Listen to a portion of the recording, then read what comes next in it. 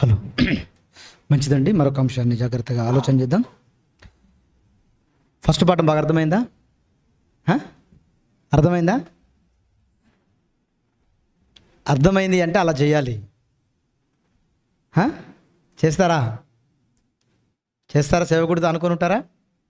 Very good. మరొక అంశాన్ని మరి మన పత్రికలో వేసుకున్నట్లుగా క్రీస్తు పాత్రలోనిది నీవు త్రాగగలవా అన్నటువంటి ఆలోచనాత్మకమైన అంశాన్ని ఆలోచన చేద్దాం. ప్రార్థన చేసుకుందాం.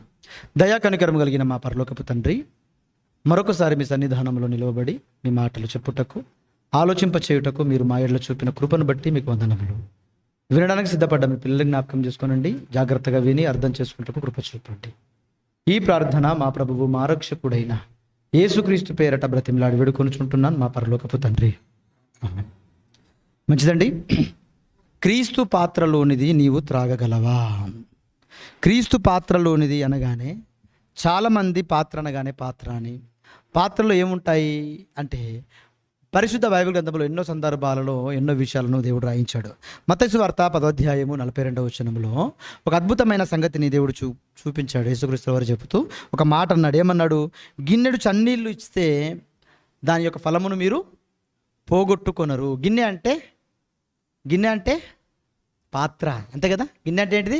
పాత్ర. ఒక పాత్ర ద్వారా కొన్ని నీళ్ళు ఇస్తే పోగొట్టుకోరు అన్నాడు. కాబట్టి ఆ పాత్ర లాంటి నీళ్ళే యేసుక్రీస్తు పాత్రలోనిది మీరు త్రాగగలరా అంటే అటువంటి పాత్రలో ఉన్న నీళ్ళే, లేకపోతే అటువంటి పాత్రలో ఇంకేమైనా ఉందేమో అని చాలామంది అనుకుంటారు.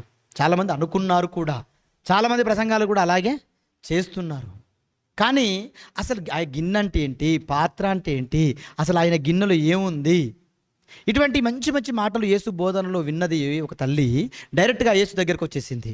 యేసు దగ్గరికి వచ్చి ఎటువంటి రిక్వెస్ట్ యేసుని అడుగుతుందో ఒకసారి పరిశుద్ధ బైబిల్ గ్రంథంలో నుండి మీరు చూడగలిగితే మత్తయి సువార్త 20వ అధ్యాయము 20వ వచనం. ఎందుకంటే టైం ఎక్కువ లేదు కాబట్టి మీకు నేను కొంచెంగా వివరిస్తూ ముందుకెళ్తున్నాను. మత్తయి సువార్త 20వ అధ్యాయము 20వ వచనం. మత్తయి సువార్త త్వరగా తీయాలి. మత్తయి సువార్త 20వ అధ్యాయము 20వ వచనం. అప్పుడు జెబెదయి కుమారుల తల్లి, జెబెదయి భార్య, జెబెదయి కుమారుల తల్లి అంటే జెబెదయి భార్య ఒక ఆవిడ ఉంది. ఆవిడకి 2 కుమారులు ఉన్నారు. ఆ 2 కుమారుల పేరేంటి? యాకోబు, యోహాను. ఇందాక మనం చదువుకున్నాం కదా, యోహాను గురించి నేర్చుకున్నాం కదా. ఆ యోహానే ఈ యోహాను. జెబెదయి కుమారులలో ఒక యోహాను ఈ యోహాను. జెబెదయి కుమారుల తల్లి ఎవరంటే జెబెదయి యొక్క భార్య. ఆమె పేరు బైబిల్లో రాయబడలేదు, కానీ హిస్టరీలో వికీపీడియాలో మాత్రం సలోమి అని రాయబడింది. ఆ సలోమి ఏం చేసిందట? ఈ 2 కుమారులను తీసుకొని ఎవరి దగ్గరికి వచ్చేసింది? యేసు దగ్గరికి వచ్చేసింది డైరెక్ట్గా. ఎవరి దగ్గరికి వచ్చింది? యేసు దగ్గరికి డైరెక్ట్గా వచ్చేసింది. కానీ మీరు జాగ్రత్తగా ఆలోచించండి. ఈవిడ యేసు దగ్గరికి వచ్చి ఏమడుగుతుంది? చదవండి కంటిన్యూషన్లో. తన కుమారులను తీసుకొచ్చి తన కుమారులతో ఆమె వచ్చి ఆయన కంటే యేసుక్రీస్తుల వారికి నమస్కారము చేసి ఒక్క మనవి చేయబోతున్నది. నువ్వేమి కోరుచున్నావు అని యేసు ఆమెను అడిగితే ఆమె ఏం చెప్తుంది? నీ రాజ్యమందు నా 2 కుమారులు ఉన్నారు కదా, ఈ 2 కుమారులు ఒక ఆయన ఎడమ వైపున ఒక ఆయన కుడి వైపున. బా, ఏంటండి అసలు రిక్వెస్ట్ చూడండి ఎలా ఉంది. రిక్వెస్ట్ ఎంత అద్భుతంగా ఉంది ఆలోచించండి. ఒక తల్లి ఒక సేవకుడి దగ్గరికి వచ్చి, యేసు దగ్గరికి వచ్చి ఏమడుగుతుంది? ఒక నా కుమారుడు ఎడం వైపున, ఒక నా కుమారుడు కుడి వైపున. 2 ఉండాలి ఎప్పుడు కూడా. వీళ్ళిద్దరు నీ పక్కనే ఉండాలి. ఇందాక యోహాన్ ఎక్కడున్నాడు? రొమ్మున ఆనుకొని ఉన్నాడు. అసలు ఈ సీన్ అంతా ఎందుకు జరిగి ఉంటుంది చెప్పండి మీరు? ఈ పరిస్థితి అంతా ఎందుకు జరిగి ఉంటుంది అక్కడ? ఎన్ని విషయాల్లో పేతురు గారు ముందుకు వచ్చేస్తున్నాడు. ఏ విషయమైనా ఎవరు వచ్చేస్తున్నారు? పేతురు గారు ముందుకు వచ్చేస్తున్నాడు. ఈయనకు ఆశపడలేదు. ఎవరికి? యోహాన్ గారికి ఆశపడి ఉంటుంది బహుశా. ఆయన డైరెక్ట్గా అమ్మ కొంచెం స్త్రీలు కదా, మీరు రికమెండ్ చేస్తే బాగుంటుంది అనుకున్నారేమో బహుశా. 2 కుమారులు తన తల్లిని తీసుకొని వచ్చేసారు డైరెక్ట్గా. పోనీ వీళ్ళిద్దరు అడిగితే బాగుంటుంది కదా. ఏంటి ప్రభువా ఎప్పుడు చూసినా పేతురే వస్తున్నాడు, మేము వద్దా అని అడిగున్నా బాగుండు కదా. అని అడగలేదు. వీళ్ళిద్దరు ఏం చేశారు? తల్లిని తీసుకొని డైరెక్ట్ వచ్చేసారు. ఇప్పుడు తల్లి కూడా వచ్చి ఏమడుగుతుంది? ఎంత తెలివిగా అడుగుతుంది ఆలోచించండి. ఎంత తెలివిగా అడుగుతుంది. అయ్యా బోధకుడా, ఒకడేమో ఎడం వైపున ఒకడేమో కుడి వైపున, ఖచ్చితంగా నా పిల్లలే ఉండాలి అంతే. మీరు అనుకుంటారా చెప్పండి? మీరు అనుకుంటారా నిజంగా అండి. మీకు అర్థం కాదండి. సేవకుడి పక్కన కూర్చోవడం అంటే అంత చిన్న మాట కాదండి. అది ధన్యత. కానీ దానికి సంబంధించిన క్వాలిఫికేషన్ సంపాదించుకోవాలి. ఈవిడ కూడా అలాగే అడుగుతుంది. ఒక ఎడమ వైపున ఒకటి కుడి వైపున, ఒక ఎడమ వైపున ఒకటి కుడి వైపున 12 మంది, మిగతా 10 మంది ఏమైపోవాలి మరి? వాళ్ళతో నాకు సంబంధం లేదండి. వాళ్ళ గురించి నాకు అక్కర్లేదు. నా కుటుంబం, నా పిల్లలు, నా కుటుంబం గురించి నాకు అవసరం. నా కుటుంబం ఎక్కడ ఉండాలంటే ఇగో ఒక ఎడమ వైపున ఒక కుడి వైపున ఇద్దరు ఖచ్చితంగా ఉండాలి అని యేసు దగ్గరికి వచ్చి ఈవిడ చేస్తున్న రిక్వెస్ట్, మనవి అది. మీకు అర్థమవుతుందా? మీరు ఎప్పుడైనా అడుగుతారా, నా పిల్లలు సేవకుడితోనే ఉండాలండి, నా పిల్లలు సేవకుడి దగ్గరనే ఉండాలండి, నా పిల్లలు సేవకుడు వస్తే చాలండి, సేవకుని కూర్చోబెట్టి వాక్యం చెప్పించాలండి, నా పిల్లలు సేవకుడితో అనేకమైన సంగతులు మాట్లాడించాలండి, ఎటు పోతే అటు సువార్త పనులు నాకు పిల్లలు పంపించాలండి అన్న కోరికలు మీకు ఏమైనా ఉంటాయా? అయ్యో వాడు బడి ఖరాబ్ అయిపోతుంది, వాడు కాలేజీ పోతుంది, మా సేవకుడు వస్తే ఆయన చెప్పుకొని పోతాను, లేడా నువ్వు కూర్చో, నేను ఈరోజు వెళ్తానులే, నువ్వు తర్వాత వారం వెళ్దులే అంతులు. నో, అలాంటి క్యారెక్టర్ కలిగిన తల్లి ఈవిడ కాదు. ఈవిడ ఏం చేసింది తెలుసా? ఇద్దరు పిల్లల్ని తీసుకొచ్చేసి మనవి చేస్తుంది, ఖచ్చితంగా నా పిల్లలు నీతోనే ఉంటారు, నీతోనే ఉండాలి. ఒక ఆయన ఎడమ వైపున, ఒక ఆయన కుడి వైపున. నీకు అర్థమవుతుందా? ఇప్పుడు ఏసేం చెప్తున్నాడు చూడండి. ఏసేం చెప్తున్నాడు, ఏసేమంటున్నాడు? అందుకు ఆయన, అమ్మా నువ్వేమడుగుతున్నావో నీకు అర్థం కావట్లేదు, నువ్వేమడుగుతున్నావో నీకు అర్థం కావట్లేదు తల్లి.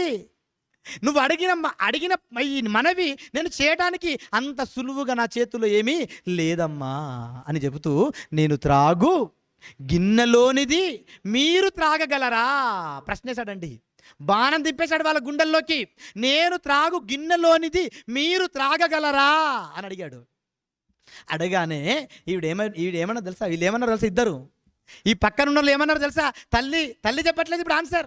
నేను త్రాగు గిన్నెలోనిది మీరు త్రాగగలరంటే తల్లి సైలెంట్ అయిపోయింది. ఎందుకంటే తల్లికి తెలియదు. ఈ ఇద్దరు ఏమంటున్నారు తెలుసా? పక్క నుండి త్రాగగలం. నీళ్ళు అనుకున్నారు పాపం. ఏమనుకున్నారు? నీళ్ళే కదా, గిన్నెలు ఉన్నవి నీళ్ళే కదా, త్రాగేస్తాం. త్రాగగలం అన్నారు. త్రాగగలం అనగానే ఏసేమంటున్నాడు, మీరొకవేళ ఈ గిన్నెలోనిది త్రాగగలరేమో, కానీ నా ఎడమ వైపున కానీ నా కుడి వైపున కానీ కూర్చుండబెట్టుకునే ఆ అవకాశం, ఆ అథారిటీ నా చేతుల్లో లేదు తల్లి, అది నా తండ్రి చేతుల్లో ఉంది. ఇప్పుడు వీళ్ళిద్దరు ఏమైపోవాలి చెప్పండి? ఆ ఎడమ వైపున ఒక ఎన్ను, కుడి వైపున ఒకరు కూర్చుండనియనప్పుడు ఈయనతో మనం ఎందుకు తిరగడం? ఈయనతో మనకేంటి? ఈయనతో ఉండాల్సిన అవసరం ఉందా అనుకున్నారా? అలా అనుకుని ఏమైనా వెళ్ళిపోయారా? నో, ఖచ్చితంగా పట్టుకొని కూర్చున్నారు.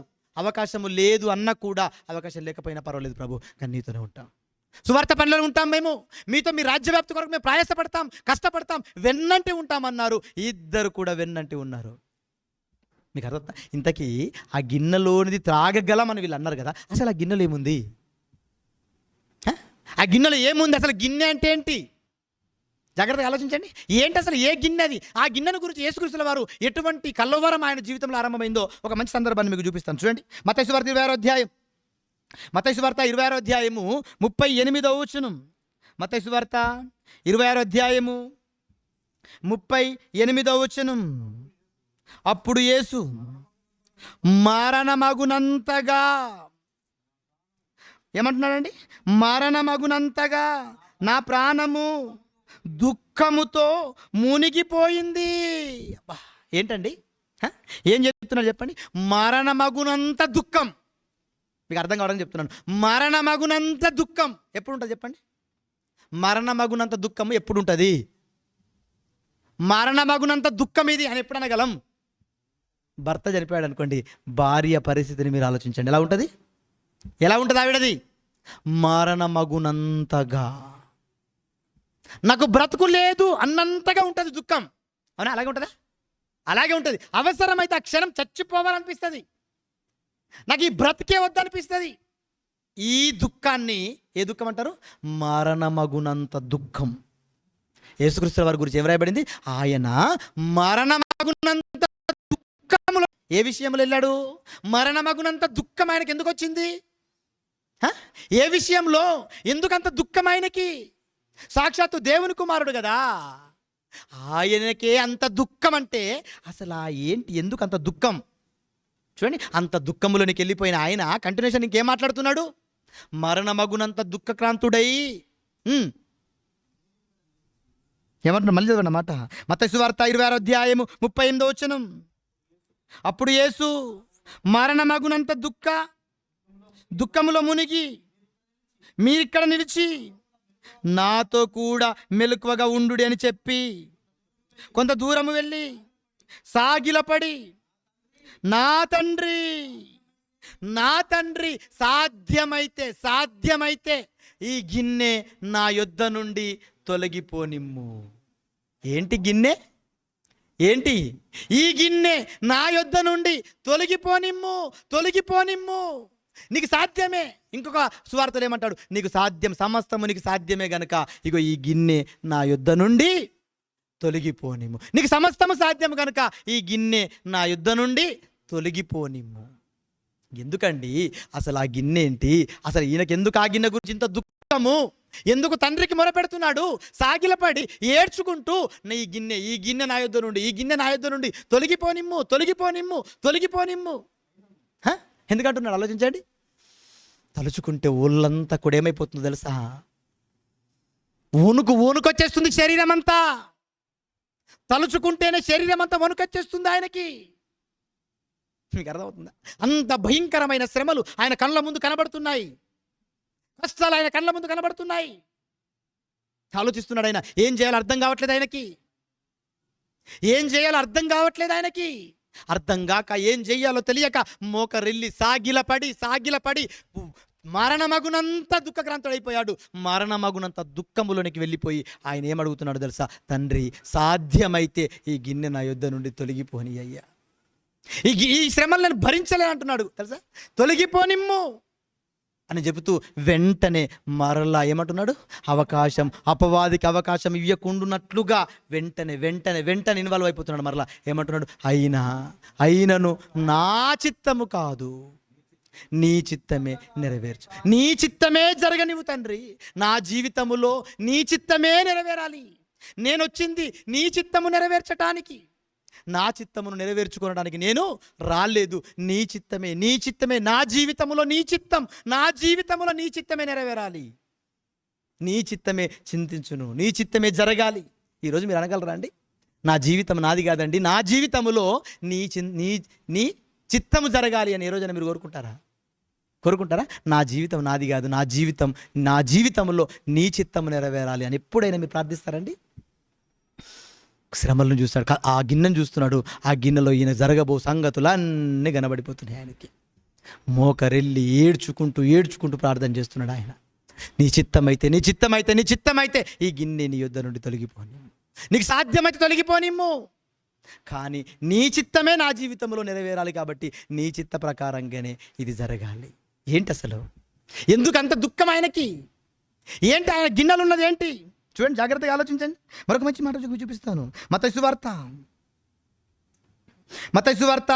18వ అధ్యాయము 11వ వచనం. చాలా రెఫరెన్స్లు ఉన్నాయి, బట్ కొన్ని చూపిస్తున్నాను మీకు. మత్తయి సువార్త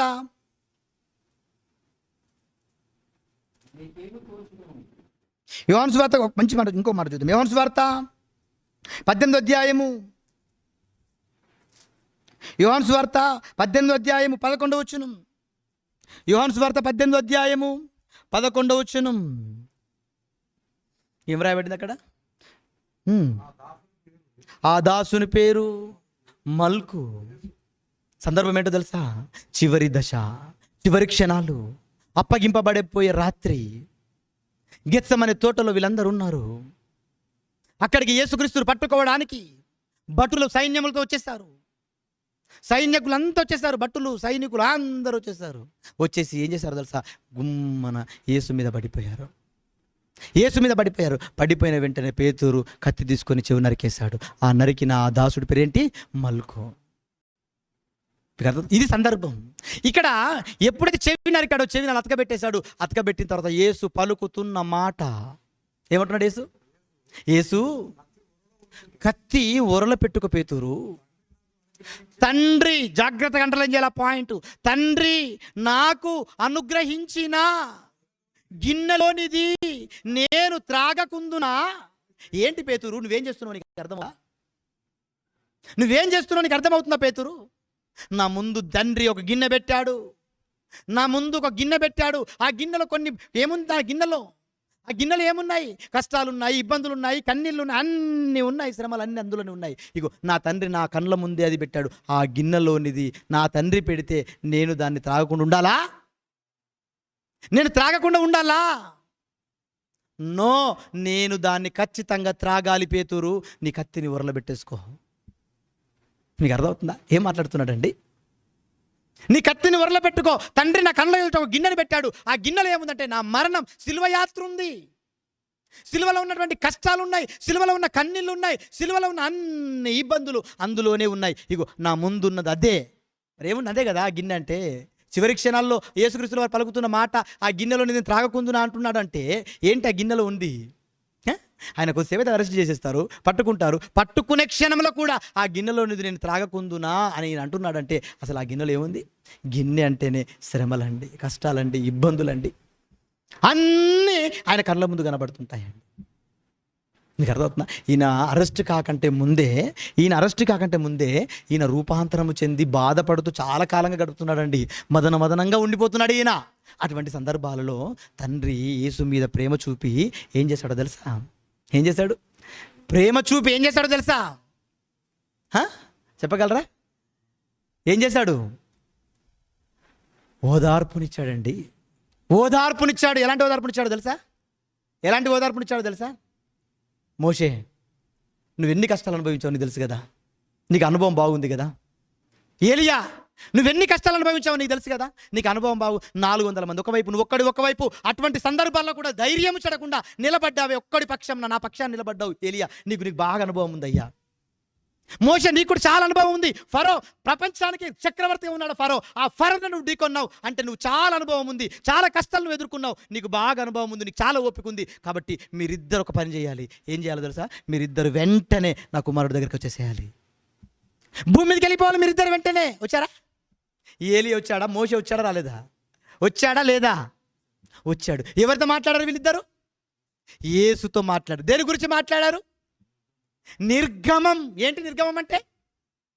కష్టాలు, మరణంలో సంభవింపబోవు శ్రమలు, ఇబ్బందులు, కన్నీళ్ళు, అన్నీ. వీటన్నిటి గురించి ఈయన తలుచుకుంటూ మదన పడుతున్న ఆ సందర్భాలలో తండ్రి అయిన దేవుడే జాగ్రత్తగా ఆలోచించి నా కుమారునికి ఓదార్పునియ్యాలి అని ఆలోచన చేసి పరదేశులో నుండి ఇద్దరిని భూమి మీదకి తీసుకొచ్చాడు. ఏలియా, మోషే, వీళ్ళిద్దరిని తీసుకొచ్చాడు. వీళ్ళిద్దరు కూడా యేసుక్రీస్తును ఓదార్చారండి, బలపరిచారండి. ఎన్నో విషయాల్లో ఆయన బలపరిచి వెళ్ళిపోయారు. వెళ్ళిపోయిన తర్వాత కూడా ఆయన పరిస్థితి ఎలా ఉంది చెప్పండి? ఈ గిన్నెలోనిది ఆయన కనబడుతుంటే ఎలా చేస్తున్నాడు? ఆయన ఏడుపుతూ ఉన్నాడు, ఏడుస్తున్నాడు, దుఃఖక్రాంతుడై. మీరు ఆలోచించండి. అంటే ఎంత భయంకరమైన కష్టాలు ఆయన కళ్ళ ఎదుట ఉన్నాయి. మీకు అర్థమవుతుందా? అందుకే పేతురుతో అంటున్నాడు, నా తండ్రి నా కళ్ళ ఎదుట పెట్టిన ఈ గిన్నెలోనిది నేను త్రాగకుందు నా పేతురు, నేను త్రాగాలి. మరి త్రాగాడా? యేసు అనుభవించాడా? అనుభవించాడు. కష్టాలు అనుభవించాడు, సిలువ మరణం అయ్యాడు, రక్తాన్ని కార్చాడు. అవునా? శరీరాన్ని అంతా కూడా నలగొట్టుకున్నాడు. ఇది ఆయన కళ్ళ ఎదుట ఉన్న గిన్నె, ఆ గిన్నెలో ఉన్న మరణం. మీరు జాగ్రత్తగా ఆలోచించండి. ఇప్పుడు ఇక్కడ ఒక పాయింట్ మీరు ఆలోచించాలి. ఇప్పుడు జాగ్రత్తగా ఎవరు వచ్చారు ఇప్పుడు యేసు దగ్గరికి?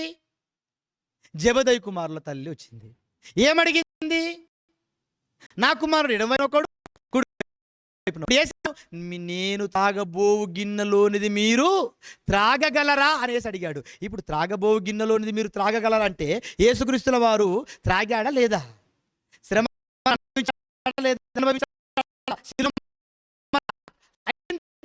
తాగేశాడు. మరి తాగు గిన్నెలోని మీరు తాగనే. వీళ్ళిద్దరు కూడా ఏమన్నారు? త్రాగగలము. త్రాగారా? ఇంతకీ త్రాగా? యేసు తీసుకున్నన్ని శ్రమలు వీళ్ళు తీసుకున్నారా? యేసు పడినన్ని కష్టాలు వీళ్ళు పడ్డారా? ఆలోచించారు. పడ్డారా? పడలేదా? యేసు ఎక్కడికి వెళితే అక్కడికి యోహాను యాలు ఉన్నారంటే అప్పటికే అన్ని కష్టాలలో వీళ్ళు పాలు పంపులు పొందుకున్నారు. పొందారా లేదా? పొందారు. మీకు అర్థమవుతుందా? పొందారు. అపొస్తలుల కార్యములు 8వ అధ్యాయం ఒక మంచి సందర్భాన్ని మీకు చూపిస్తాను. అపొస్తలుల కార్యములు 8వ అధ్యాయము 1వ వచనము నుండి. అపొస్తలుల కార్యములు 8వ అధ్యాయము. ఆ కాలమందు యెరూషలేములోని సంఘమునకు గొప్ప హింస కలిగినందున అపొస్తలులు తప్ప అందరూ చెదిరిపోయారండి. ఇంకా చెదిరిపోయిరి భక్తిగల మనుషులు స్టెఫెన్ను సమాధి చేసి అతన్ని గూర్చి బహుగా ప్రలాపించిరి. సౌలైతే ఇంటింట జొచ్చుచు పురుషులను స్త్రీలను ఈడ్చుకొని పోయి చెరసాలలో వేయించి సంఘమును పాడు చేసేస్తున్నాడు. సంఘమును పాడు చేసేస్తున్నాడు. ఎన్నండి ప్రారంభ సంఘానికి వచ్చిన హింసలు, కష్టాలు, ఇబ్బందులు ఎన్ని ఆలోచించండి. మీకు అర్థమవుతుందా? అంటే అపోస్తలులు కూడా శ్రమలలో ఇన్వాల్వ్మెంట్ అయ్యారా? అయ్యారు. అదే అపోస్తుల కార్యములు 12వ అధ్యాయం. అపోస్తుల కార్యములు 12వ అధ్యాయము 2వ వచనం, 1-2 వచనాలు. దాదాపు అదే కాలమందు రాజైన హేరోదు సంఘము వారిలో కొందరిని బాధ పెట్టుచు బలత్కారముగా పట్టుకొని యోహాను, అది నోట్ చేసుకోవాలి, యోహాను సహోదరుడైన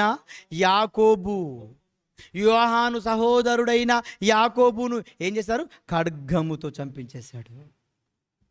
మీరు ఆలోచించండి, ఖడ్గముతో చంపించేశాడు.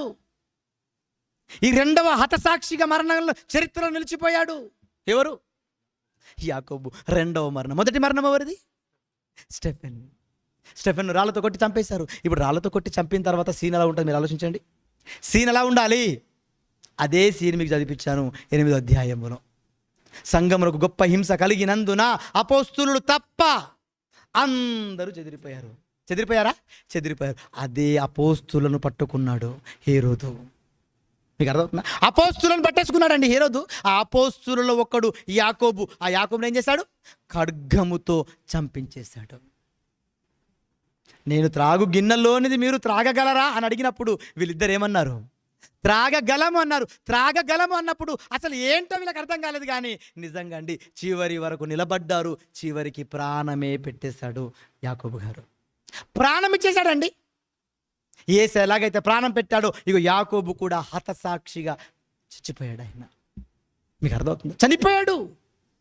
చంపుతున్నా కూడా భయపడ్డాడా? పరిగెత్తాడా? పారిపోయాడా? నో, త్రాగగలమన్నాడు. అందుకే చివరి వరకు నిలబడి చచ్చిపోయాడు. చంపుతున్నా కూడా మారు మాట అనలేదండి. మీకు అర్థమవుతుంది? చంపుతున్నా కూడా ఖడ్గముతో పొడిచి చంపుతుంటే అసలు ఎలాంటి మాటలు ఉంటాయి? ఎలాంటి భాష ఉంటుంది? మీరు చెప్పండి. ఎలా ఉంటుంది భాష చెప్పండి. నన్ను వదిలిపెట్టి అలాగే ఉంటుందా? నన్ను వదిలి ఎలా ఉంటుందా? పట్టుకున్నారని, కట్టేశారని, చంపడానికి కొడుతుంటే ఎలా ఉంటుంది భాష ప్రయోగం? ఎలా ఉంటుంది చెప్పండి. అరే నన్ను కట్టి చంపడం ఏంట్రా? నన్ను వదిలి చూడండి రా. మిమ్మల్ని అందరు నేను ఏం చేస్తానో తెలుసా? అరే మీరు మొగతనం లేదా? మీరు మనుషులు కాదా? నన్ను కట్టేయడం ఏంట్రా? నన్ను వదలండి రా. ఇలాగే ఉంటుందా? కానీ అలాంటి భాష ప్రయోగం చేయలేడండి ఆయన. అటువంటి భాష వాడలేదు ఆయన. చంపుతుంటే సాత్వికము తల మరణం అయిపోయాడు. ఆయన చచ్చిపోయాడు. త్రాగాడా? నేను త్రాగు గిన్నెలోనిది మీరు త్రాగగలరంటే త్రాగాడా? త్రాగలేదా? త్రాగాడు. జాగ్రత్తగా ఆ మాట అన్నందుకు ఆయన జీవితంలో అది నెరవేరిపోయింది. మరి యోహాను గారు కూడా అన్నారు కదా నేను త్రాగలనని. మరి యోహాను గారు త్రాగారా? త్రాగలేడా? ఎలా త్రాగాడు? మొదటి యోహాను పత్రిక 3వ అధ్యాయం 16వ వచనం. పత్రికలు ఎవరు రాశారు? ఈ 3 పత్రికలు. ఈ 3 పత్రికలు ఎవరు రాశారు? యోహాను సువార్త యోహాను గారు రాశారు. మొదటి యోహాను పత్రిక, 2 యోహాను పత్రిక, 3 యోహాను పత్రిక యోహాను గారు రాశారు. ప్రకటన గ్రంథము కూడా యోహాను గారు రాశారు. మొదటి యోహాను పత్రిక 3వ అధ్యాయము 16వ వచనములో ఆయన ఒక అద్భుతమైన పదప్రయోగం చేశాడు. చూడండి ఏం రాశాడు? ఆయన అంటే యేసుక్రీస్తు మన నిమిత్తం ప్రాణం పెట్టాడు కదా. దీనివల్ల ప్రేమ ఎంత గొప్పదో, ఎలా ఉంటుందో మనకు అర్థమైపోయింది కదా.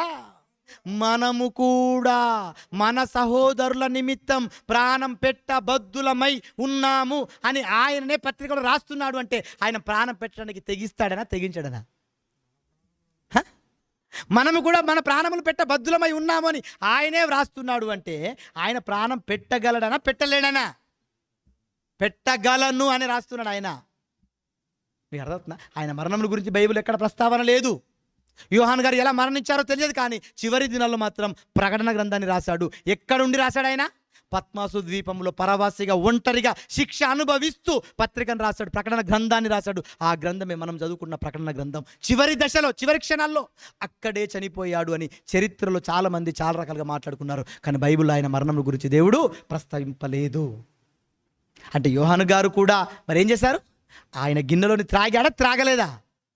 త్రాగాడు. ఇప్పుడు మీరు జాగ్రత్తగా ఆలోచించండి. ఇప్పుడు గిన్నె అంటే ఏంటి? గిన్నె అంటే ఏంటి? ఆ గిన్నెలోనిది అంటే ఏంటి? ఏమున్నాయి అందులో? గిన్నె అంటే కష్టాలు, శ్రమలు, హింసలు, ఇబ్బందులు, కన్నీళ్ళు, అవమానాలు, అవహేళనలు, అపహాస్యాలు. మీకు అర్థమవుతుందా? అన్నీ ఉంటాయి దాంట్లో. ఇప్పుడు నువ్వు త్రాగాలి, ఒక్కొక్కటి త్రాగాలి. అవమానం త్రాగు, నిందలు త్రాగేయి, హింసలు త్రాగేయి, అబద్ధాలు, నిన్ను అబద్ధపు మాటల మీద పలికారా, త్రాగేసేయి. అర్థం? అపహాస్యం చేస్తారా, మింగేసేయి. అన్నీ అందులో ఉన్నాయి. అన్నీ ఒకటి అన్నీ నువ్వు స్వీకరించాలా? స్వీకరించకూడదా? స్వీకరించాలి. మీకు అర్థమవుతుందా? అందుకే ప్రారంభంలో గొప్ప హింస కలిగింది సంఘానికి. అందరూ వెళ్ళిపోయారు. చెదిరిపోయిన వారందరూ ఏమైపోవాలని మీరు చెప్పండి? సంఘానికి గొప్ప హింస కలిగింది, చెదిరిపోయారు. చెదిరిపోయిన వారందరూ సైలెంట్గా ఉన్నారా? సైలెంట్గా ఉండిపోయారని రాయబడింది అందులో? లేదండి. చెదిరిపోయిన వారంతా కూడా ఏం చేశారట? కాబట్టి చెదిరిపోయిన వారు సువార్త వాక్యం ప్రకటించుచు సంచారము చేసిరి. సువార్త ప్రకటనలో మునిగిపోయారు. సంఘం అంతా సువార్త. మరి మనమేంటి? ఆలోచించండి. ఈరోజు వార్తలు కదా మనమంతా. నేటి వార్తలు మనమైతే వాళ్ళంతా సువార్త. మీకు అర్థమవుతుందా? ఆలోచించండి ప్రియమైన దేవుని వల్ల. అపోస్తులు కూడా ఆ గిన్నెలోనిది త్రాగారు. మీకు అర్థమవుతుందా? అపోస్తులు కూడా గిన్నెలోనిది త్రాగారు. అపోస్తుల కార్యములు 14వ అధ్యాయం, ఒక మంచి మాట చూపిస్తాను మీకు. అపోస్తుల కార్యములు 14వ అధ్యాయము 22వ వచనం. అపోస్తుల కార్యములు 14వ అధ్యాయము 22వ వచనం. మీకు అర్థమవుతుందా? పౌలు గారు బర్నబ గారు వెళ్ళారని, క్షమించండి, పౌలు బర్నబ గారు వెళ్ళారని వాక్యం చెప్పడానికి.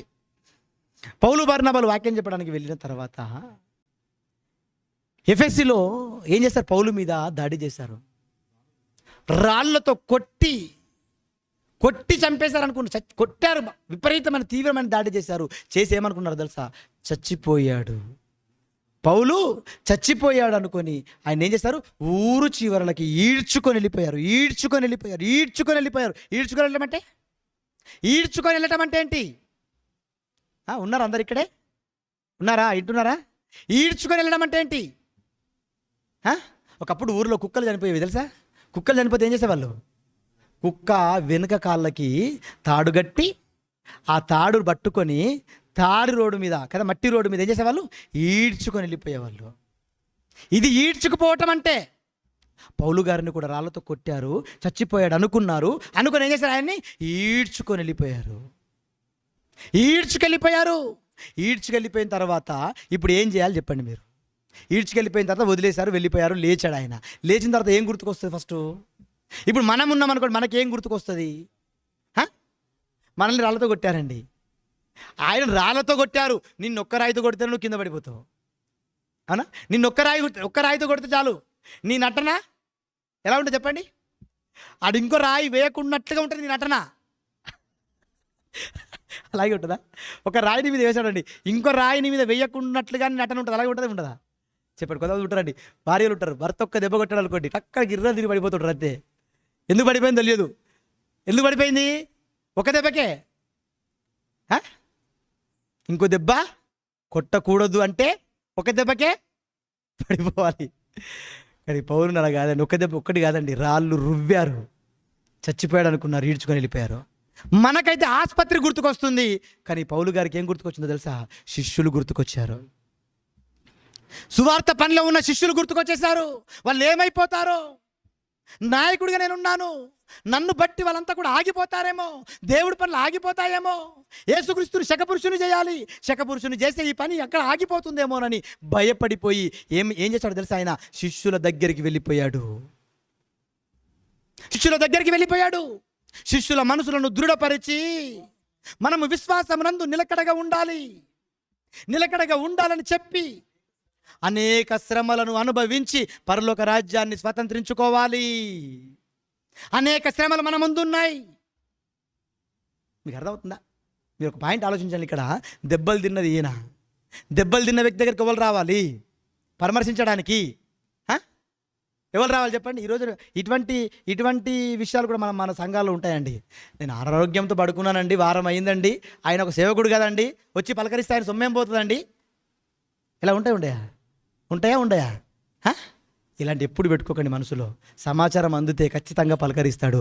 సమాచారం అందలేదు కాబట్టి ఆయన ఫోన్ చేయలేదు. అలా ఎందుకు అనుకుంటావు? సమాచారం లేదనుకో, పోనీ నీకు ఆపత్తి రాగానే ఫస్ట్ సేవకుడు గుర్తుకొస్తాడు నీకు. నీకు జ్వరం వచ్చిందండి, సేవకుడు గుర్తుకొస్తాడు ఫస్ట్ నీకు. సేవకుడు గుర్తుకురాడు నీకు, మంత్రసానులు గుర్తుకొస్తారు. అవునా? ఇంక అన్ని హాస్పిటల్ గుర్తుకొస్తాయి, బంధువులు గుర్తుకొస్తారు. అందరు అయిపోయిన తర్వాత చిట్ట చివరికి ఎవరు గుర్తుకొస్తారు? దేవుడు గుర్తుకొస్తాడు. దేవుడు గుర్తుకొస్తే సేవకుడు గుర్తుకొస్తాడు. అప్పుడు ఫోన్ చేస్తావు నువ్వు. అవునా? ఫస్ట్ అనారోగ్యంతో ఉన్నప్పుడు ఫోన్ చేసావా? అయ్యా నేను అనారోగ్యంతో ఉన్నానయ్యా, ఒకసారి మా ఇంటికి వచ్చి పన్నావు ఎప్పుడన్నా? అలా నువ్వు పైగా ఎటువంటి నిందలేస్తావో తెలుసా నువ్వు? మా సేవకుడు నన్ను పట్టించుకోడండి, మా సేవకుడు నాకు ఫోన్లు చేయడండి, అనారోగ్యంతో నేను 20 రోజులు ఆసుపత్రిలో. ఎవరికి తెలుసు 20 రోజులు ఆసుపత్రిలో సంగతి? నేను మాకే పనులు ఉండవు, ఇక మిమ్మల్నే ఫాలో చేయాలా? మాకు పిల్లలు లేరు, మాకు జీవనోపాధి లేవు, ఏమీ లేవా? తప్పు. అపార్థం చేసుకోకూడదు. మీకు అర్థమవుతుందా? ఇలాంటి అపార్థాలు చేసుకునే వాళ్ళు చాలామంది ఉంటారండి సంఘాలలో. చాలామంది ఫోన్ చేసామనుకోండి, ఎప్పుడు ఆయనకి ఫోన్ చేస్తాడండి, మాకు ఫోన్ చేయడండి. ఇదో లొల్లి. ఒక ఆయనకు ఫోన్ చేసి పలకరిస్తాడు, ఎప్పుడు ఆయనకి ఫోన్ చేస్తాడు, మాకు ఫోన్ చేయడండి. నీకెందుకు ఫోన్ చేయాలి? ఆయనకు అవసరం ఉంది, ఆయనతో పని ఉంది, ఆ ఫోన్ చేస్తాం, పని చెప్పాం, ఆ పని ఆయన చేస్తున్నాడు. నీతో పని లేదు, ఫోన్ చేయలేదు, ఆయనతో మాత్రానా? తప్పు. అపార్థానికి సంఘములో సేవకుడి మధ్య, మీ మధ్య రాకూడదు ఎట్టి పరిస్థితుల్లో. అన్నీ అర్థం చేసుకోవాలి, జాగ్రత్తగా అర్థం చేసుకోవాలి, బాగా అర్థం చేసుకోవాలి. మీరు ఆలోచించండి.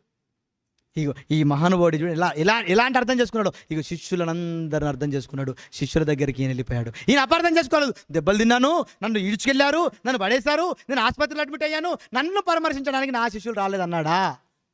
పోనీ సేవకుడు ఎప్పుడైనా నేను ఆరోగ్యంతో ఉన్నానండి, నా దగ్గరికి రాకపోయి అన్నాడు ఎప్పుడైనా? నీ మీద ఎప్పుడైనా నిందలేశాడు సేవకుడు? వేశాడా? ప్రణాకర్ రాలేదు దిగుతుంది అన్నాడు ఎప్పుడన్నా? అనలేదే. మరి మీ మీద నిందలేనప్పుడు మీరు మా మీద నిందలేసేది తప్పు. నీకు అర్థమవుతుందా? ఇగో ఈయనని చాలా జాగ్రత్తగా వెళ్ళాడు, శిష్యులందరినీ కూర్చోబెట్టుకున్నాడు. వాళ్ళ మనుషులు ఏం చేస్తున్నాడు? దృఢపరిచి బలపరుస్తున్నాడు వాళ్ళని. Very good. మీరు స్థిరంగా నిలబడాలి. మనకి ఇవన్నీ కామన్, మనకు కామన్. టేక్ ఇట్ ఈజీగా తీసుకోవాలి ఇవన్నీ. ఆలోచించారు ఏమని దేవుని పిల్లారా? అంటే అపోస్తులు కూడా గిన్నెలోనిది త్రాగారా, త్రాగలేరా? త్రాగారు. మరి మనకే శ్రమలు లేవా? మనకేమో శ్రమలు ఉన్నాయా లేవా? పేతురు రాసిన మొదటి పత్రిక 4వ అధ్యాయం చివరిగా, పేతురు రాసిన మొదటి పత్రిక 4వ అధ్యాయము, పేతురు రాసిన మొదటి పత్రిక 4వ అధ్యాయము 12వ వచనం నుండి చదువుకున్న బాగుంటుంది. పేతురు రాసిన మొదటి పత్రిక 4వ అధ్యాయము 12వ వచనము నుండి.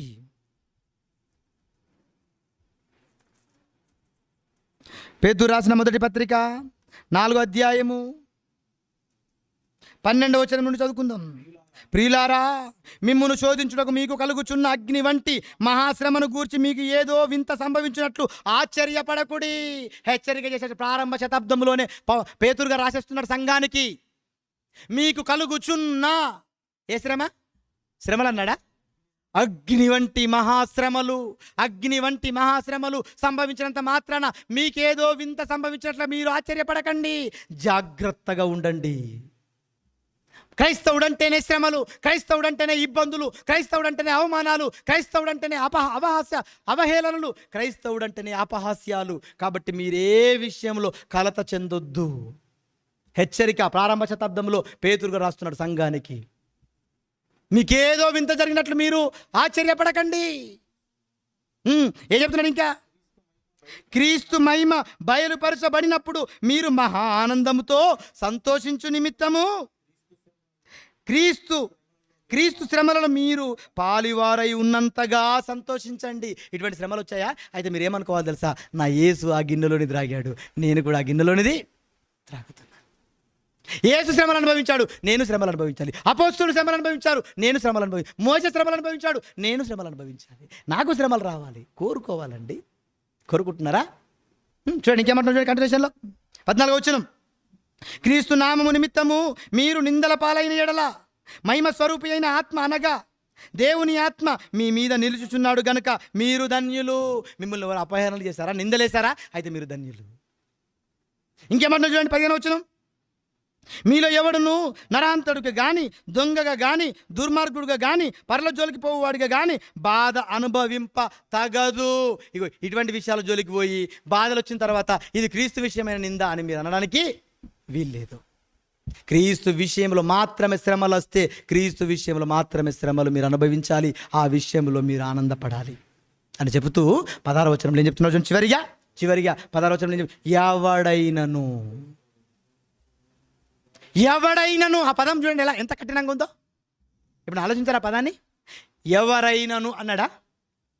గౌరవంగా ఎవరైనను, అందరు నా పిల్లలే కదా, నా బిడ్డలే కదా, ఎవరైనాను సరే అన్నాడా? ఎవడైనా సరే అన్నాడు. ఎవడైనా. నువ్వు సేవకుడివా, నువ్వు కోఆర్డినేటర్వా, నువ్వు విశ్వాసివా, నువ్వు రాజువా, నువ్వు మంత్రివా, ఎవడైనా సరే ప్రపంచంలో క్రీస్తును నేను స్వీకరించానని నువ్వు వచ్చావా, అయితే ఆ రోజు నుంచే నీకు ఆరంభం ఏంటి? బాధలు, శ్రమలు. ఎవడైనను క్రైస్తవుడైనందుకు బాధ అనుభవించిన ఎడల అతడు సిగ్గుపడక యేసు నామమును బట్టి దేవుణ్ణి మహిమపరచాలి. ఈరోజు ఎంతమంది అండి దేవుని మహిమపరుచుతున్నారు అదే నామమును బట్టి? నో. శ్రమలు వస్తున్నాయా? ఫస్ట్ మీరు చెప్పండి, శ్రమలు ఎప్పుడు వస్తాయి చెప్పండి. శ్రమలు ఎప్పుడు వస్తాయి? ఒక ప్రశ్న. చివరిగా శ్రమలు ఎప్పుడు వస్తాయి? ఫ్యాన్ కింద కూర్చున్నారు, వాక్యం వింటున్నారు, ఇంటికి వెళ్ళిపోతారు. శ్రమ ఎప్పుడు వస్తుంది? మరలా సెమినార్ ఉంది, మరలా వచ్చారు, మరలా ఫ్యాన్ కింద కూర్చున్నారు, వాక్యం విన్నారు. శ్రమ ఎప్పుడు వచ్చింది? మరలా వెళ్ళిపోయారు, మరలా నెలంతా ఇంటికాడ ఉన్నారు, అన్ని పనులు చేసుకున్నారు, మీ పనులు మీకు. మరలా నెక్స్ట్ మళ్ళీ సెమినార్ వచ్చింది, మరలా వచ్చారు, మళ్ళీ ఫ్యాన్ చూస్తున్నారు, మళ్ళీ కూర్చున్నారు, వాక్యం విన్నారు, వెళ్ళిపోయారు. శ్రమ ఎప్పుడు వస్తుంది? ఆదివారం ఆరాధనకు వస్తున్నారు, వాక్యం విన్నారు, వెళ్ళిపోతున్నారు. శ్రమ ఎప్పుడు వస్తుంది చెప్పండి. ఎవడైనా క్రైస్తవుడైనందుకు శ్రమలు అనుభవించాలని చెప్పాడు కదా, మరి శ్రమ ఎలా వస్తుంది, ఎప్పుడు వస్తుంది? ఉన్నారు అందరు ఇక్కడే? చాలా ఇంపార్టెంట్ పాయింట్ చెప్తున్నాను, ఉన్నారా అందరు? నన్ను చూడండి. శ్రమ ఎప్పుడు వస్తుంది, ఎలా వస్తుంది? అసలు శ్రమ అంటే ఏంటి చెప్పండి? శ్రమ అంటే ఏంటి? ఎవరు నచ్చిన కొడితే శ్రమనా? ఏంటి శ్రమ అంటే? ఇగో ఈ సెమినార్ అండి. ఈ సెమినార్కి మీరు ఎంతమంది ప్రత్యక్షంగా పరోక్షంగా సహకారులు ఉన్నారో నాకు తెలియదు, కానీ ఈ సెమినార్ కండక్ట్ చేయడానికి మీరు ప్రత్యక్షంగా కానీ పరోక్షంగా కానీ ఖచ్చితంగా మీ సహకారం అనేది ఉండాలి. మీకు అర్థమవుతుంది? ఖచ్చితంగా ఉండాలి మీ సహకారం. అలా ఎప్పుడైతే మీరు తీసుకుంటారో అదేంటో తెలుసా? శ్రమ. ఎందుకంటే ఒక రోజు పని చేస్తే కానీ 500 రూపాయలు రాలేవే. ఆ పని చేసిన 500 రూపాయలు తీసుకొచ్చి అయ్యో సెమినార్కి వాడండి అన్నావు చూసావా, ఇగో అది శ్రమ. నీ శరీరాన్ని తీసుకొచ్చావు, ఇక్కడ అన్ని సిద్ధపరచడానికి నువ్వు ఇక్కడ చెమటొచ్చావు, ఇగో ఇదేంటో తెలుసా? శ్రమ. తీసుకుంటున్నావా? ఆదివారం ఆరాధనకు వచ్చావు, వాక్యం విన్నావు, వెళ్ళిపోయావు, మరి ఏది శ్రమ? ఇది శ్రమ. ఆ వారం అంతా కూడా ఒక వ్యక్తిని కూర్చోబెట్టి వాక్యం వినిపించు, అది శ్రమ. ఒక వ్యక్తికి వాక్యం చెప్పు, అది శ్రమ. ఒక వ్యక్తిని మందిరానికి తీసుకురా, అది శ్రమ. ఒక వ్యక్తిని సెమినార్కు తీసుకురా, అది శ్రమ. అనేక మందిని సెమినార్లకు తీసుకురా, అది శ్రమ. సెమినార్లో చైర్లు వేయి, అది శ్రమ. ఇగో స్టేజ్ అంతా ఏర్పాటు చేయి, ఇది శ్రమ. పాంప్లెట్లు అతికించు, అది శ్రమ. తోచిన సహకారాన్ని ఇవ్వు, అది శ్రమ. ఇవేవి చేయకుండా క్రైస్తవుడైనందుకు నేను శ్రమలు అనుభవించాలని చదువుకుంటే సరిపోతుందా? నో. మీకు అర్థమవుతుందా? ఎవరైనా క్రైస్తవుడైతే శ్రమ అనుభవించాలని దేవుడు చెప్పాడు. ఖచ్చితంగా మన జీవితంలో అది నెరవేరాలంటే ఇన్వాల్వ్మెంట్ ఉండాలి. ఇన్వాల్వ్మెంట్ ఉండాలి. ఈరోజు ఇన్వాల్వ్మెంట్ ఉందా మీరు దేవుడి పనిలో? ఎవరు ఇవ్వరండి, పిలిచి అన్నారండి ఈ పని చేయడం అంటారా? నువ్వే చెయ్యి. చీరలు వేసేసాయి, బరాకాలు సరిచేసాయి, ఇవన్నీ మైకులు సరిచేసాయి. ఇక అన్న డబ్బులు ఉన్నాయా లేవు అడుగు, డబ్బులు సరిపోతే సరిపో అడుగు, డబ్బులు సరిపోతుంది ఏమన్నా ఇవ్వమంటారు అని అడగండి. ఒకవేళ నీ దగ్గర లేకపోయినా అప్పు చేయి. అప్పు చేసి నన్ను చచ్చిపోయిన తర్వాత అప్పులో నిన్ను అడగడు, కానీ నీ ఆత్మ ఎక్కడికి వెళ్ళిపోతుందో తెలుసా? పరదేశుకు వెళుతుంది. కానీ ఈరోజు లేకపోతే లేవు బ్రదర్. మరి దేవుడి కార్యక్రమం ఎలా? లేదు, నెక్స్ట్ మంత్ చేద్దాం బ్రదర్, నెక్స్ట్ మంత్. మరి ఈ మంత్ మీరే చూసుకోండి బ్రదర్. మరి నువ్వేం చేస్తావు? బాగా తిని ఊరి మీద పడి తిరిగిపోతాం, అంతేనా? తప్పు ప్రియమైన దేవుని పిల్లలారా. శ్రమలు ఎలా వస్తాయో తెలుసా? తీసుకుంటే వస్తాయి శ్రమలు. నువ్వు తీసుకోకపోతే నువ్వు చచ్చేంత వరకు నీకు శ్రమలు రావు. నీకు శ్రమలు లేకపోతే పరలోకమే లేదు. నువ్వు కనుక ప్రయాసపడకపోతే అసలు పరలోకమే నీకు లేదు, ఎందుకంటే దేవుడే ఖచ్చితంగా వ్రాయించేశాడు, ఎవడైనను శ్రమ అనుభవించవలసిందే. ఇందాక మాట చదివించాను, 1 యోహాను పత్రిక 3:16 ఏమన్నాడు అక్కడ? యేసు ప్రాణం పెట్టాడు, నీవు కూడా ప్రాణం పెట్టబద్దుడవైను. ఖచ్చితంగా ప్రాణం పెట్టాలి. ప్రాణం అంటే ఏంటి? ప్రాణం అంటే నీ శరీరంలో ప్రవహిస్తున్న వేడి వేడి రక్తం. ఈ రక్తాన్ని దేవుడి పనుల కోసం అరగదీయాలి. అది ప్రాణం పెట్టటం. పెడుతున్నావా? ప్రాణం పెట్టాలి, సిలువెక్కడం కాదు. నిన్నెవరు సిలువయ్యారు? ఇప్పుడు మీకు అర్థమవుతుందా? సిలువేస్తారా నిన్నెవరు? తీసుకెళ్ళి కొడలతో కొడతారా? ఇవేవి చేయరు నిన్ను. ప్రాణం పెట్టడం అంటే ఏంటి మరి? నీ రక్తాన్ని దేవుడి పనులు అరగదీయాలి. అది ప్రాణం పెట్టడం. అపొస్తలులు చేశారు, యాకోబు చేశాడు, యోహాను చేశాడు, యేసు చేశాడు. యేసే కష్టాలు అనుభవించాడు. నీకెందుకు కష్టాలు తీసుకోవట్లేదు? యేసే శ్రమలు అనుభవించాడు, నువ్వెందుకు శ్రమలు తీసుకోవు? యేసే దేవుడి పనిలో ఉన్నాడు, నువ్వెందుకు తీసుకోవు? దేవుడి పనులలో బాధ్యత తీసుకోవాలి. టీం వర్క్ చెప్పాను ప్రారంభంలో, team work is a mandatory. మీరంతా అయిపోయిన తర్వాత మరలా మీ సేవకుని కలవండి. అన్న మేము మీ టీంలో ఉంటాము, ఈ టీంలో ఏ పనులు ఉంటే ఆ పనులు మాకు చెప్పండి అన్న మీరు అడగండి. అడిగితే నిజంగా ఈ వాక్యానికి మీరు ప్రతిఫలం తీసుకొచ్చినట్టు. లేదంటే విని మిమ్మల్ని మీరే మోసం చేసుకున్నట్లు. ఆలోచించండి, మంచి నిర్ణయాలు తీసుకోండి. యేసుక్రీస్తు పాత్రలోనిది, ఆయన గిన్నెలోనిది మనం త్రాగగలమా? త్రాగలేమా? మనం త్రాగలేమా? త్రాగగలం. నువ్వు అనుకుంటే త్రాగగలవు, అనుకోకపోతే త్రాగలేవు. నువ్వు అనుకుంటే పరలోకం, అనుకోకపోతే పరలోకమే. యాకోబు త్రాగాడా? యోహాను త్రాగాడా? అపోస్తలుడైన పౌలు త్రాగాడా? అపోస్తలులు త్రాగాడా? మొదటి తాగిందా? ఒక టాప్ సీక్రెట్, టాప్ ఒకటి చూపించేసి ముగించేస్తాను చూడండి. చివరిగా పత్రిక అపేలా కొరింథీయులకు రాసిన మొదటి పత్రిక చివరిగా చదువుకున్న తర్వాత వెళ్ళిన తర్వాత 10వ అధ్యాయం 16వ వచనం. కొరింథీయులకు రాసిన మొదటి పత్రిక 10వ అధ్యాయం 16వ వచనం. నువ్వు తీసుకుంటున్న ఆ ప్రభు యొక్క శరీరానికి, ప్రభువు యొక్క రక్తానికి సార్థకతను నిలపాలి అంటే ఈ రెఫరెన్స్ను వెళ్ళి బాగా చదువుకోండి. అర్థమయ్యిందా? బాగుపడతారు. అర్థం కాకపోతే మరలా వస్తే ఒకవేళ నన్ను అడగండి. ప్రార్థించుకుందాం. దయా కనికరము కలిగిన మా పరలోకపు తండ్రి, మీ పరిశుద్ధమైన అత్యున్నతమైన నామమును వందనాలు. 2 అంశాలు మీ పిల్లలకు సుదీర్ఘంగా వివరించాను తండ్రి. ఎవరిని బాధ పెట్టాలనో ఇబ్బంది పెట్టాలనో కాదు, మీ పిల్లల్ని బలపరచాలి, నిలబెట్టాలి, మీ పనుల కోసం రేపాలన్న ఆలోచనతోని అనేకమైన సంగతులను చెబుతూ జ్ఞాపకం చేస్తూ రేపాను తండ్రి. విన్న మీ పిల్లంతా కూడా సాత్వికమైన మనస్తత్వము కలిగి మీ వాక్యాన్ని అంగీకరించారు. అంగీకరించిన వాక్యానుసారంగా తమ బ్రతుకులను నిలుపుటకు కృప చూపండి. మా మీద దయచూపి మీరు మాకు అవకాశాన్ని ప్రసాదించటం వలన మీ పిల్లలంతా కూడా నన్ను పిలిపించారు. అనేకమైన సంగతులు నా నోట చెప్పించారు. నన్ను పిలిచిన ఈ కళాశాలని జ్ఞాపకం చేసుకోనండి. ఈ కళాశాలకి నాయకులుగా ఉన్నటువంటి అన్నగారిని జ్ఞాపకం చేసుకోనండి. అన్నగారికి సహకారంగా దేవుడి పనులను సహకారంగా అందిస్తున్నటువంటి వైస్ ప్రిన్సిపల్ గారిని, కోఆర్డినేటర్స్ని, సేవకులని, విద్యార్థులని అందరినీ జ్ఞాపకం చేసుకోనండి తండ్రి. వాళ్ళు చేస్తున్న సేవ పరిచర్యను అభివృద్ధి చేయండి. మంచి టీమ్గా ఫామ్ అయిపోయి అనేకమైన కార్యక్రమాలు చేయుటకు మీ పిల్లలందరినీ రేపండి తండ్రి. అలాగే నా వేదిక పైన కూర్చున్నటువంటి దైవ సేవకులను జ్ఞాపకం చేసుకోనండి. వారు చేస్తున్న పరిచర్యలను మీరు జ్ఞాపకం చేసుకోనండి. ఇటువంటి మంచి మాటలు వారి సంఘాల్లోనికి చెప్పించుటకు కృప చూపండి. అలాగే తండ్రి, ఎంతో దూరం నుంచి మీ పిల్లలంతా శ్రద్ధ భక్తులతో వాక్యం వినడానికి వచ్చారు. వాళ్ళందరినీ జ్ఞాపకం చేసుకోనండి. పర సంబంధమైన ఆశీర్వాదాల చేత ఆశీర్వాదించండి. తిరిగి ప్రయాణమై వెళ్తున్నప్పుడు క్షేమకరంగా వారిని చేరువేయండి. మమ్మల్ని కూడా ప్రయాణమై వెళ్తున్నప్పుడు మమ్మల్ని కూడా క్షేమకరంగా చేరువేయండి. అలాగే తండ్రి, ఇంతటి మహాజ్ఞానాన్ని మాకు నేర్పిన తండ్రి గారికి ఆయుష్ను, ఆరోగ్యాన్ని ప్రసాదించండి. మా మధ్య ఇంకా కొంతకాలం ఉంచండి. అనేకమైన సంగతుల చేత మమ్మల్ని రేపుటకు కృప చూపండి.